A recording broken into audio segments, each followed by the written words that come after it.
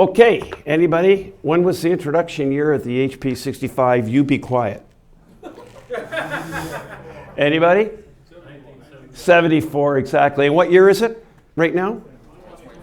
And what does that mean? Anybody got a calculator? 24 minus, okay, 50 years. So, if you want to inclusive, you add one. what did I say?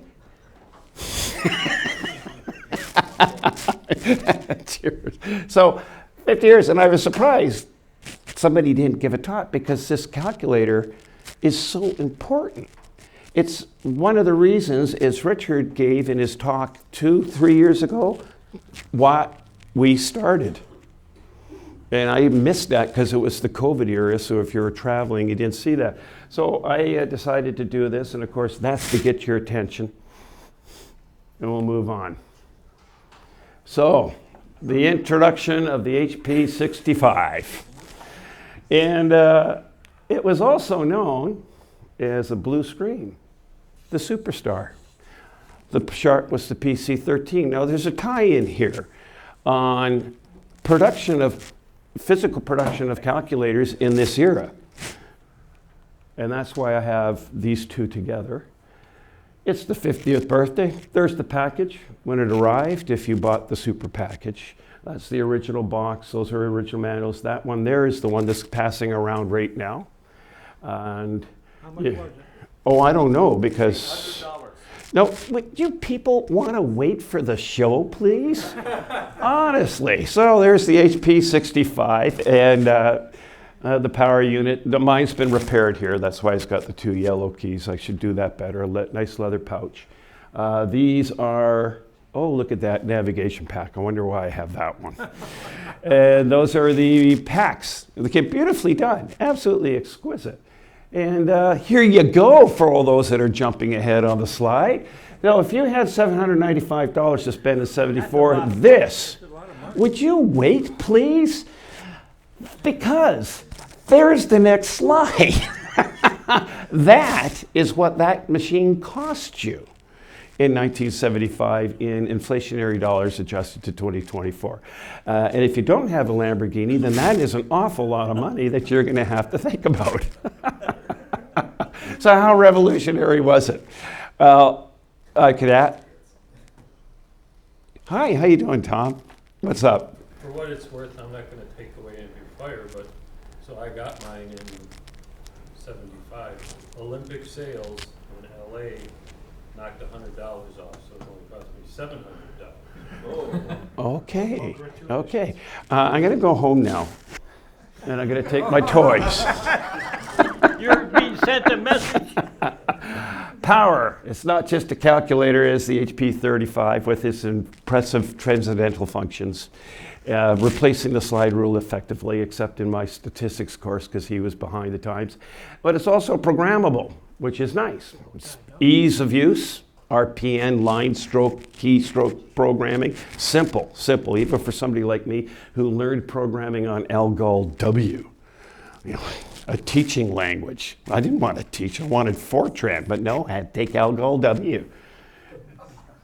Card reader.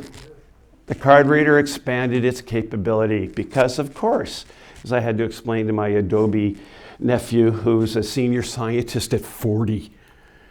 It was an astounding machine in this day. Can we wait for the next slide, Richard? I'm not picking on you, but most importantly, it fit in your shirt pocket. Remember the other one? So let's go. Popularity is evidenced by the next slide. Richard, pay attention. The HP-65, the world's smallest computer system. This I found on the web, of course, and I have no idea who this guy is. But this is not the next slide, okay? I can't Oh, read the name. what happened? What was the name? What happened? Oh, there we go. There you go. See, Richard, now, oh, nice little logo up there. It snuck back into the game.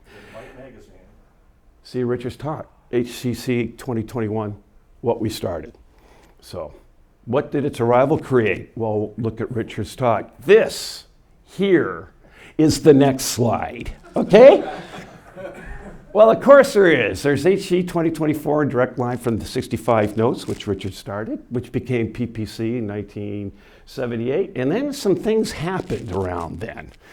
And it gave way to all the HHCs, including the one we're at today. This is all because of 65 Notes Richards and the first project here, and of course, CHHU, which was from what I understand, the one right after PPC, because something politically occurred, but we'll ask you at that time. Somebody told me a story, but we'll wait till the question period. For my talk tomorrow. Yeah. Anything else of note with the HP-65? Now remember, this is a cursory talk because people have talked about restoring and all this stuff. Well, NASA. This is the first one in space. And that's the 1975 logo for NASA. Took me. Isn't that neat? Soyuz project, Scientific American, 1975. Yes, sir. One of the problems for NASA and any government agency was that it took them so long to make a decision, the model had come and gone. Well, here's an interesting point you just brought up. The gaming community is 10 years ahead of the military and NASA because they have to prove it's hardened. They have to have shielding for things, so you have to test. You can't just say in the Hubble, remember the Hubble went up, it was a 486? We were on like Pentium 5th generations by then. Everybody's, well, why did you throw a Pentium up there? And then when they replaced it, we were on like Pentium 12,000 generation and they put a 586 in there. I don't know. So tools available to NASA and the astronauts at that time is a DSKY, a display keyboard. And look at this question. Anybody know anything about this little machine? MIT's world's first portable computer. Started in 1962 for production for the Apollo program, but I'll direct your notice to this. That proves that this is the lunar excursion, the LEM module program, because the command module is orbiting and he doesn't care about altitude and velocity, he's in orbit. But when you're coming down and you're manually flying it or guiding the computer to where you want to go, because he didn't fly it, he guided the computer. So he could change his landing direction, which is what happened, and we're going to get to that. You have another question. You never do this. Well, I'm just reminded of the fact that for years we'd heard about NASA using HP calculators and their programs and the great things they did, and we could never get our hands on it. And I think one of the reasons was their programming stunk. Yeah, well, this is MIT, and this is 1962.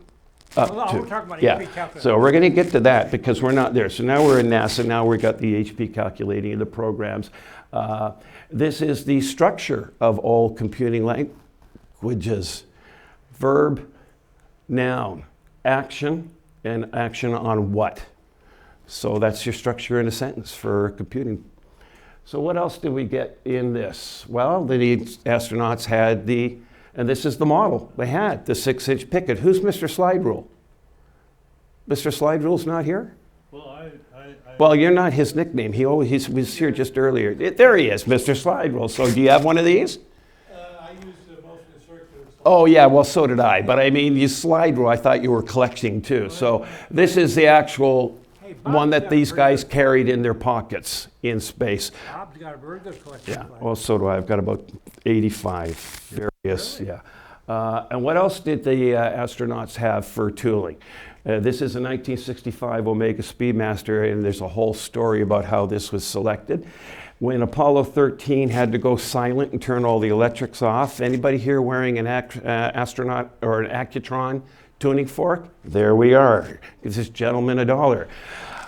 That watch you're wearing, that actual mechanism ran all the clocks on the lunar excursion and the command modules, and it was electrically driven. So when they had to shut down the electrics to preserve when they went around, they hacked this watch with the sweep second hand to the lunar or to the Accutrons, hacked them at the top of the hour, started the second hand, turned all the electrics off, including those clocks, and then fired their retros for orbit excursion back to the Earth when they were on the dark side. And that watch and that company was given the Snoopy Award for the highest award that NASA could give any civilian system. That's a mechanical, and it's still the only excursion external watch allowed You can have the X33, the LCD, and the digitals, but they do not like the dark side of anything in space because of the temperature, and the LCDs will not cycle. Liquid crystal, which is a misnomer. Anyway, so what else? What else did the astronaut? Oh, I'm pressing the wrong button here now. Let's press the right arrow. Remember? And introducing for the first time in space. Okay, little trick here. Anybody know what that is? Now we have some real OCD NASA space geeks here. That is the 1201 alarm that the Apollo 11 mission encountered. 1201, 1201, Roger. Now we're going to find out if the audio system works. Alarm. 1201. 1201. Roger, 1201 alarm. Same time, we're go, flight. Okay, we're go. We're go, same time, we're go. Now, that is a synchronized DSKY simulator to the audio with the, you saw it was all synchronized, the 1201 code. What happened is Aldrin had a routine running in the background on this DSKY, and it overloaded when they selected verb, what are the verbs here? 16 and noun 68, which is a program in a booklet that they would know that would execute a certain program. And that program here executes your time from insertion. The second line is your altitude above ground, and the third line is your forward speed, and that's counting down as you're watching it, and that's telling you your rate and your direction. And of course, when you touch down, you want 0 and 0 on the last two lines. And that 1201 code, just a little history, a little off the topic. 1 week before they left, Deke Slayton was the simulator instructor. He had a heart murmur, so he couldn't do the shot, but they kept him on as the standards officer, and he, in the simulator, gave a 1201 code to Buzz Aldrin, who immediately hit the button and went back up in orbit and aborted the landing. And then he got a lecture that the 1201 is a hold and restart code for the computer, because two things this computer is doing. It's got its onboard system, but it's also communicating for heavy math, direct line to NASA's center. I can't remember if it was in Florida or the one in Houston. And it was a reset, and if you just waited, and that's why you saw the following. 1201, 1201, Roger, 1201, go flight, and then every sequence goes go, go, go, because it's going to reboot. And you saw that it went 1201 and froze and reboot. For those that are interested, in your thumb drive, flash drive, I have the whole 7 minutes of the DSKY on video, all synchronized to the audio, and that thing's being run with an Arduino. And the audio I got off the National Geographic 1969 that had the little LP in the back. I managed to score about 5 of those, and then I converted that to a digital and put it onto the Arduino. So what did I get? Where did I get it? I got it at the Vancouver Flea Market. If you're ever in Vancouver, it's really neat. It's very hard to get Hewlett-Packard stuff because, as you guys know, we're hoarders as engineers. We have all those capacitors and everything else in drawers and boxes. And when you spend $795 on something at 25 or 30 years of age and it dies, it doesn't go in the garbage, except for that HP-25 I found. And that guy must have been an idiot because I found it in a garbage can. So I found this one. And now we're going to compare the 13S that you saw earlier in the 65. This is the one that's gone around. When I turned it on, crystal scratched. I've got gouges here and here, gouges up here. What was that? Did somebody stop passing it? Did somebody stop passing it? It's still sitting on the table there in front. Well, why did it stop here? It's got to be continued. Oh, yeah, he keeps asking questions, which is unusual for you. Anyway, so this is what I found when I got home. I immediately apply power to it, and I find bouncy keys and keys that are not functioning. I didn't know much about this calculators at this time when I purchased this. And yeah, it was just plain screwy. So anybody, right now, how many screws? How many screws? 12. Don't look at this picture. How many screws? Yeah, the whole machine. Remember the HP or the Sharp had about 6 total screws to pull everything out and apart. Well, of course, you can see 1, 2, 3, 4, 5, 6, and I'm going to show you how to repair that label so it looks like it's never been opened. In fact, Bob's 67, I had to repair the label and place it back in place, and you will not know that it had been removed from the machine. Screws, screws, screws, screws, screws, screws. You have to move this little board here labeled B. That's what you get when you start pulling it apart, and this is the interesting thing. When you spill coffee on the keys, this is right underneath the keyboard, and then the rack holds it in place and holds the keys and acts as the hinge. So the coffee doesn't get in unless it's Scotch, and I do know that. So that has happened. Those are 3 things you see, and then you find this. Now, this is amazing. That Sharp how many people thought that Sharp was a really cute machine? And pretty powerful for the time. And I love the display. The keys are painted. They're not injected. This is incredible. All these are injected. You can take sandpaper to these and make them so flat, and it's still. No, don't apologize, but go for it. I have a writing project in which I took a drill press and drilled down and measured it. It's really deep. It is. No, it's fantastic. Of course, these repair. We have scratches. We've got missing chrome, which is vacuum plated, which is why when you chrome plate with paint, you're just not going to get there. It's not going to come up even with those beautiful chrome pens. Top shell, this is silk screened into place, and then it's sealed with a clear coat of lacquer, maybe semi-gloss, I think is the original. Vacuum plate plastic, just went over that. Here's the back. You can see the big dent there. I mean, what was this guy doing? I mean, that's impact, ballistic, whatever, anyhow. There's the label after it was removed.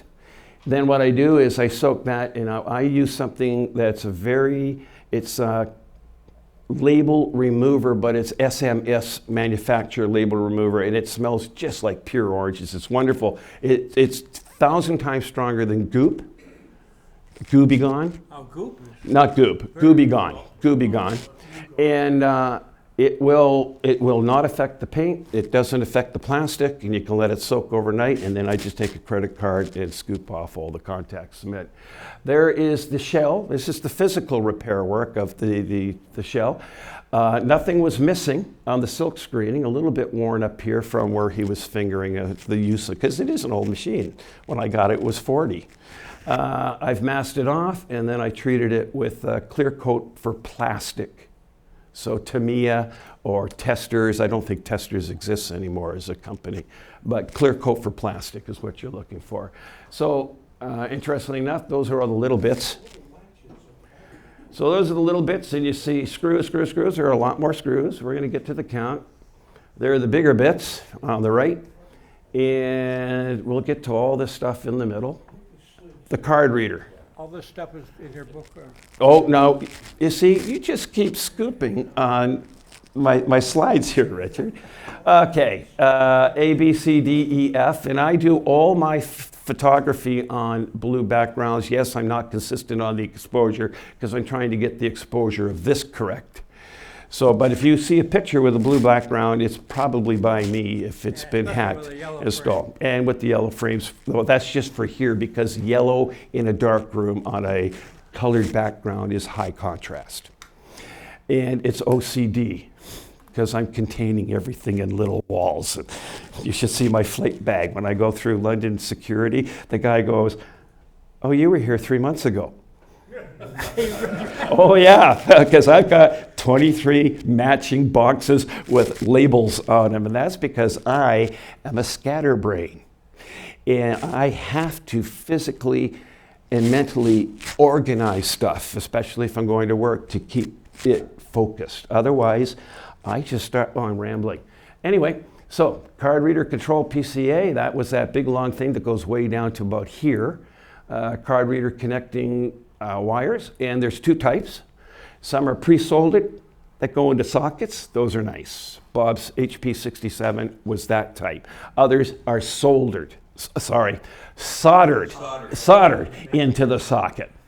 Card read right head is sitting under here. Well, you can read these, the worm gear, the eccentric screw. The eccentric screw, anybody not know what the eccentric screw does? Okay, so the eccentric screw will raise or lower the card to the head.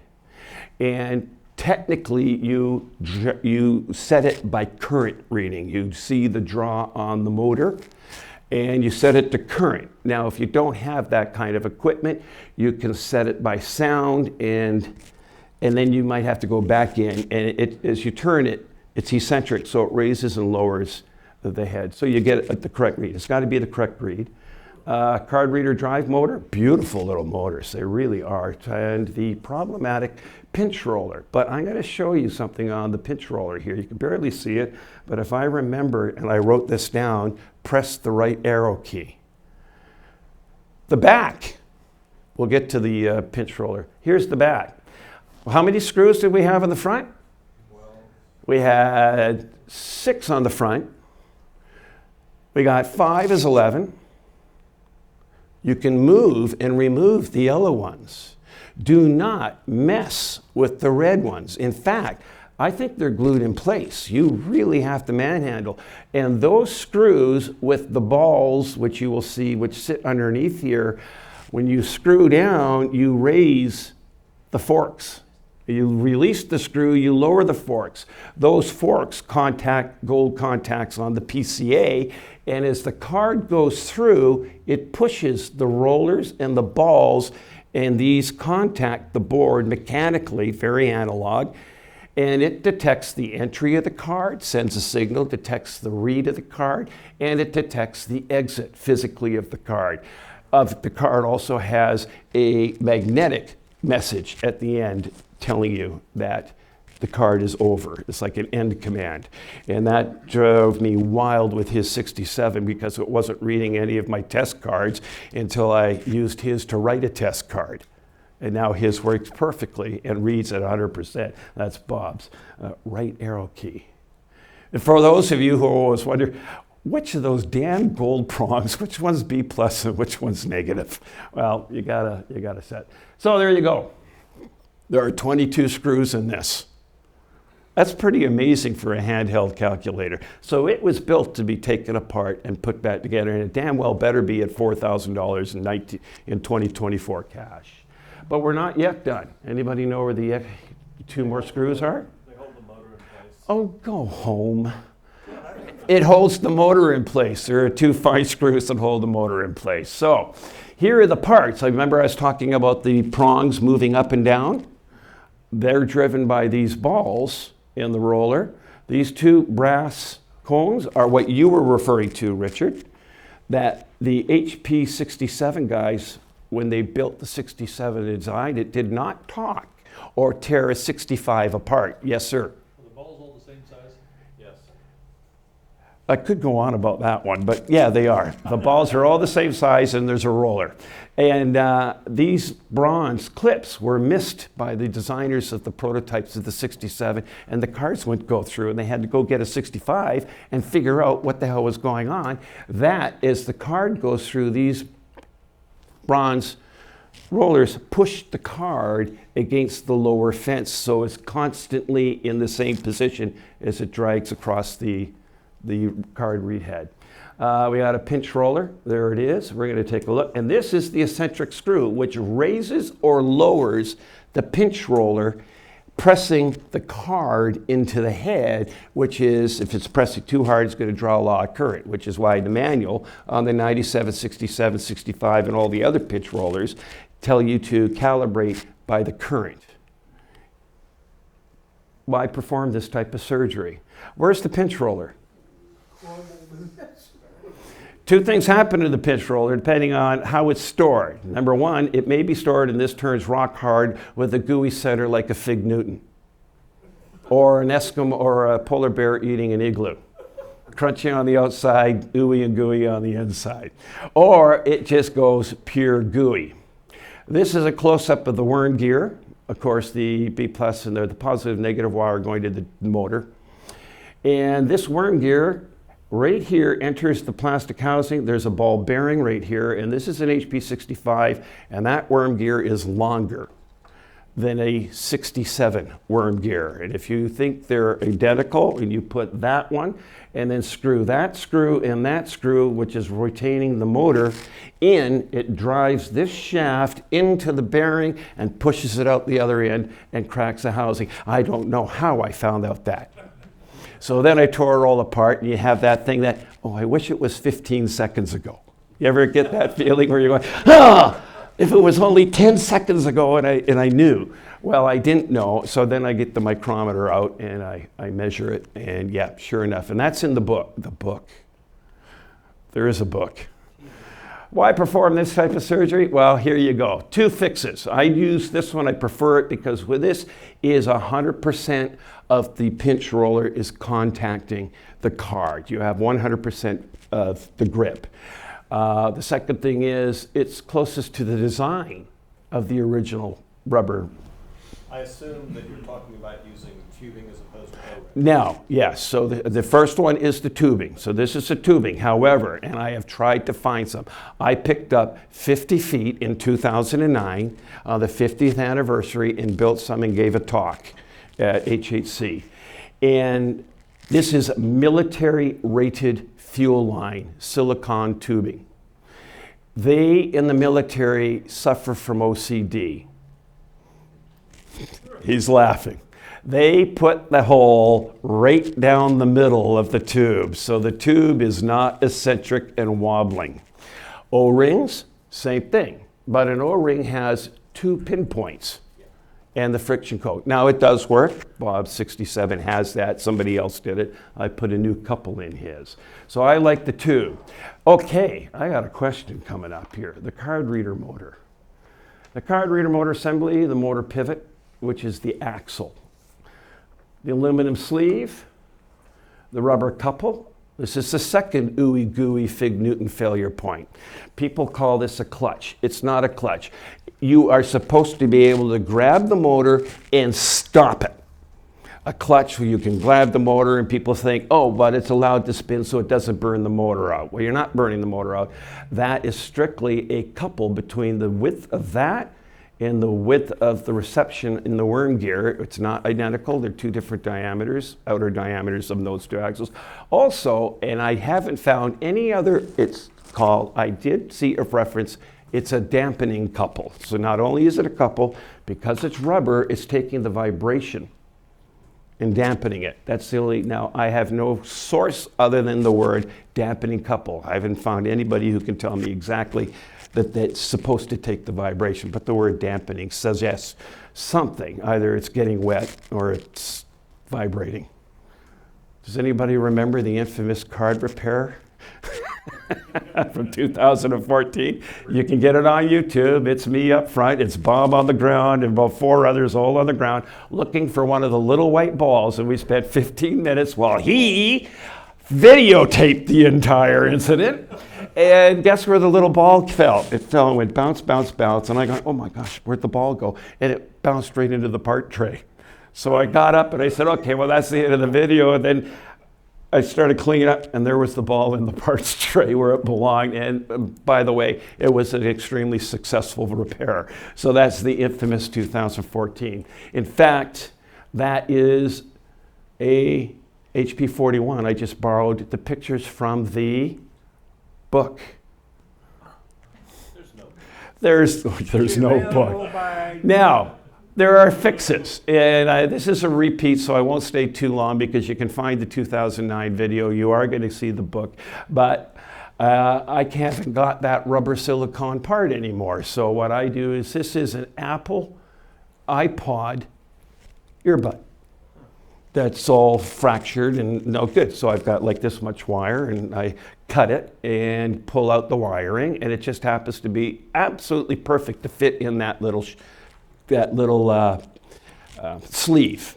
Then this comes from whatever I have in the box, because as a botanist engineer, I hoard things. And I just start going through the wires and clipping them out and pulling them out until I get one of the correct diameter. So the red one fits inside very tightly, the white one. The white one is compressed into the sleeve, and that means the narrow pivot axle on the motor fits in the red, and the worm gear axle fits in the white. So imagine this. You have a tube this long, the white goes all the way through and the red only goes halfway. And then in goes the wide one and in goes the tiny one. Did you get that picture? And I've been running this machine. You can try it. It makes a funny noise, but it runs perfectly. But all my others, I've got 12, 67, 65s all restored. And if we ever do an HHC in Seattle, so I can drive there in an hour and a half with my station wagon, there will be a prize table because I don't need 85 restored friggin' 13 family HP calculators. So think about that next time, Mr. Committee. Thought about that already. Okay, the HP-65 Cerebrum. The Cerebrum, the thinking part. Oh, my OCD, I love this. Isn't that gorgeous? Absolutely beautiful. I've colored the pin locations for the PCA to the keyboard PCA. This is the card reader drive, etc. MOSTEC, what's the date on that? 75. Week 30? So the serial number on this is 76, I think. If whoever's got it can take a look and let me know. Where are the capacitors now? I've got a transistor, got a bunch of resistors, got some diodes, got 2 capacitors here, and this board's working. I'm not going to mess with it. And these are 1975 capacitors, and it commits really good, so I'm pretty sure since the whole thing's functional, reads and writes at 100%, why mess with it? Card reader interface, that's all good. Brains, brains. The cerebellum, that's for all you zombie people out there. The cerebellum, the motor functions, what makes the thing mechanically work. There's your card reader. A little aside here on the TNX HP-65, you no longer need a card reader. It's a Bluetooth to your computer and it'll take up to 2, I don't know, what's the specification on the programs? I can't remember. Let's pick a number. You can have 100, 220, 22 line programs. How many program lines, steps in this?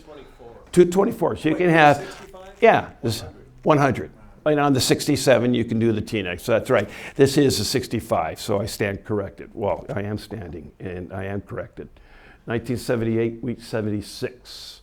We'll continue. One more thing with the classics.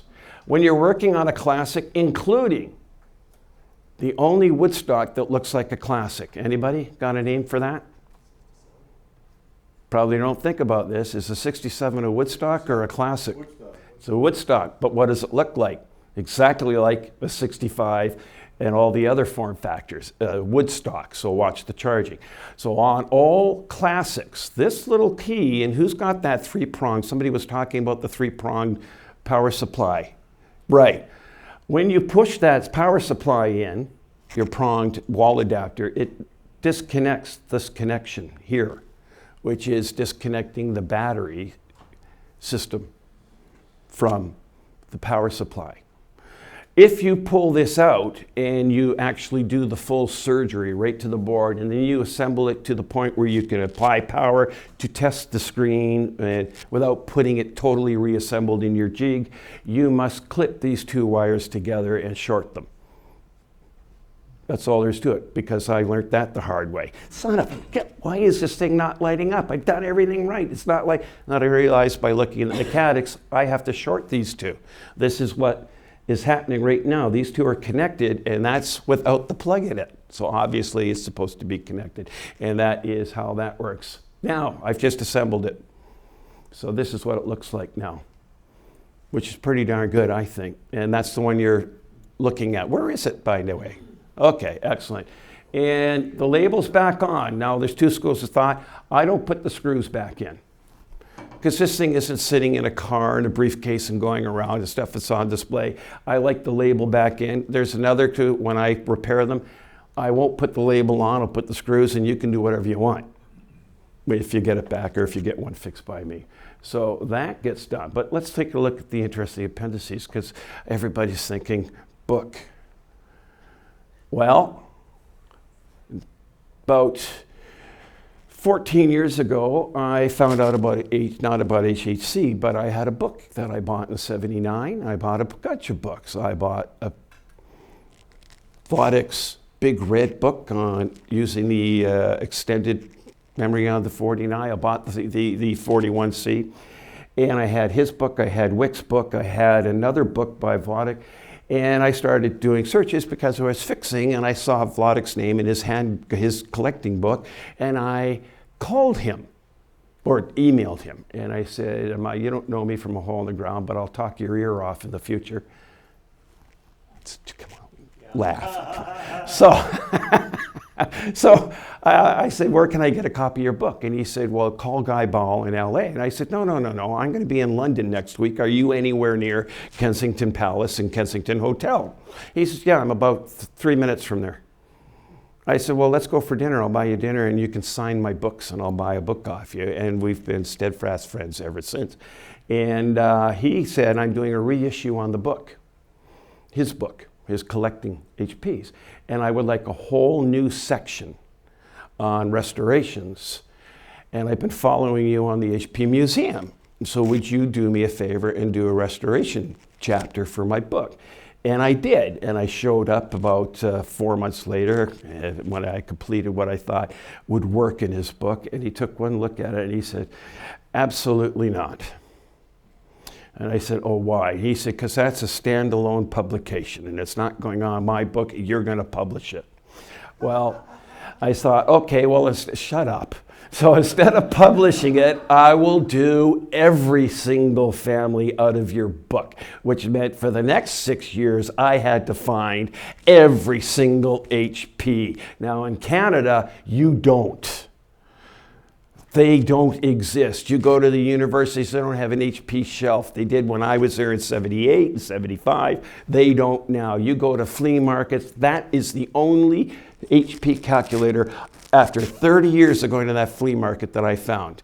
Other flea markets, antique stores, all through my traveling in the airline from 1986 up until 2008 when I started doing this with the group. Never found one in Canada. It's amazing. So it took me a while. That's an excuse number one.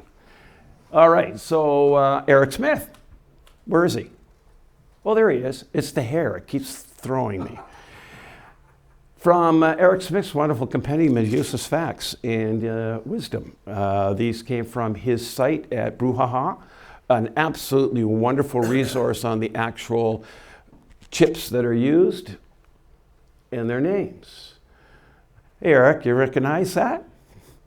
Who decides there are 10 hot dogs in a pack but only 8 buns? I'm with them. Same group, different department. What show did that come from? Quiet, Eric. Come on.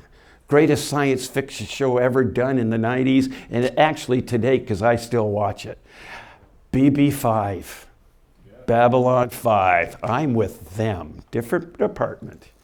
Diagnostic 1, Diagnostic 2 from the Hewlett Packard. You'll see that on that HP-67. Diagnostic 1 and 2. 2 different size. It's not as, there's only one diagnostic for the 67 and it does everything and it'll let you know.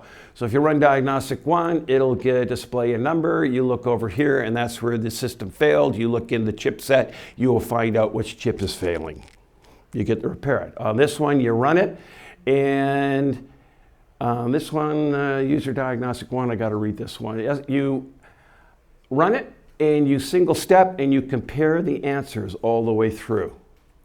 And if you find a mistake in the answer to the diagnostic, that's the place that the calculator is having the problem. And that again can be looked in the manual to find the chipset that belongs to that actual function. Yes, sir, David? There's only one chip. Well, there you go. It's the chip, but well, it's a chip. You're right, there's only that one big chip. Yeah. And then there's the RAM, which is a separate chip. It is a hybrid, and Tony Duell has decapitated it. And you saw Tony Duell diagram on electronics. He doesn't use a ruler. He hand draws these chips. I actually took him. I was called by somebody in this group. He may or may not be here from Chicago, and he mailed me in 1986. When did Doom come out? Which one? The first version, the one for DOS. 93. So I get a call in about 2004. Can you fly this spectrum analyzer to London? Because it's $600 to ship it. And if I ship it to you, it's only 150, and then you can carry it. And I said, like an idiot, oh, sure, I'll do that. So it gets shipped to my house. The sucker's this big. It's about that wide. It's about that deep, and it weighs 60 pounds, and it comes in a carry container. And it shows up at the door, and now I got to get to the airplane and carry it into the flight deck and go through security. And then I got to get off the airplane, get it to the hotel, then into not the subway, the underground, get it to him. He plugs it in, and he turns it on. Guess what? HP engineered programmers have a great sense of humor. They had 1 meg free in the ROM. So they hard-coded Doom into it. And the CRT will play Doom on DOS 1.0 on the HP analyzer, which is great. So that's Tony. Some more stuff, appendix number 3. Look at that. I wonder where that and that came from. Compendium of anecdotal experiences derived, practical tips designed to aid in the restorations of all things. And yes, this works for all things electronic. And this is just, this is in that data file. Now remember, I showed you the picture of the data file. If you go to that data file, that is chapter 1, section 1 of the book. And no, that's not the only chapter and section that's done. There are 13 chapters, and every family gets. So precautions, cleaning solutions, to clean or not to clean. Apologies to Shakespeare, but that is the question. Is it more noble to restore the calculator and clean it, or to leave it as is? Well, that's up to you. A list of tools, equipment, sundry that can be found around the house, attic, basement, backyard, in the trunk of your car, or trunk or boot of your car if you're not American, and which will all aid in the pursuit of perfection and act as a solve for your OCD. And on the right is how to make a drawing box. Also on the right is how not to put a calculator Voyager in a drawing box with a heating supply. Because when I tore this one apart, cleaned it, got it all back together, I put it in the box, and I didn't realize I had the hairdryer on high.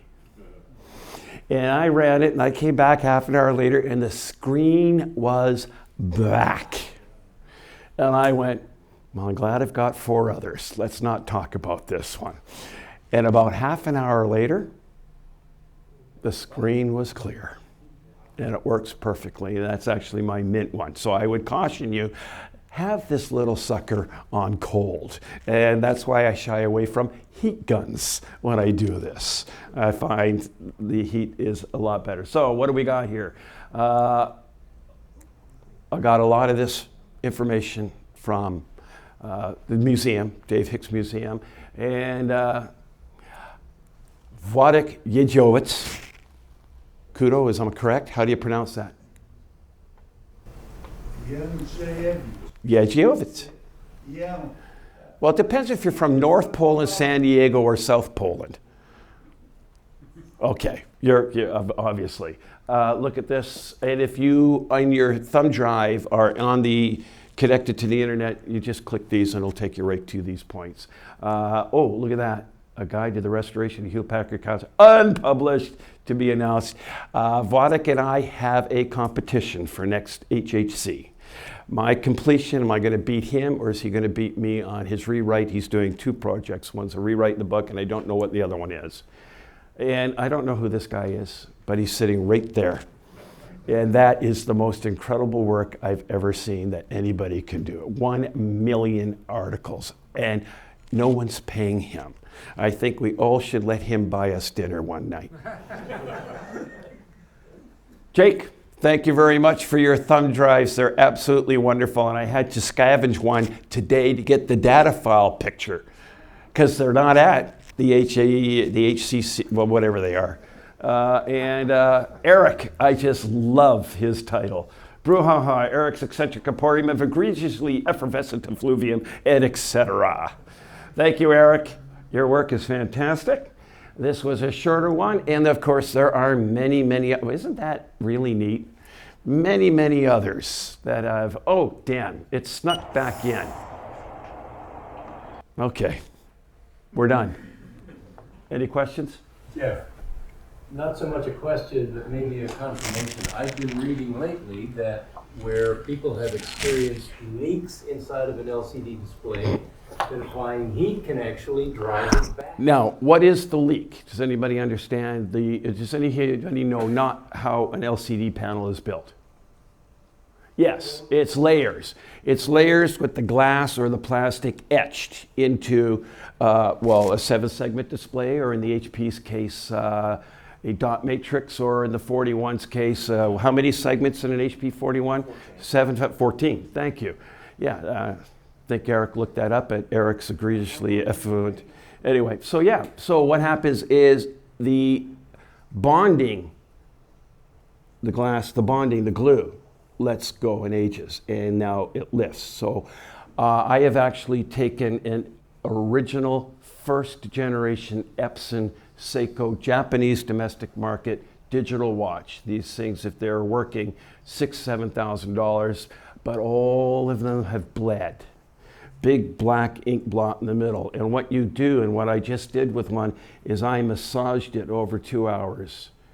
And I actually got the ink back into the etched segment display.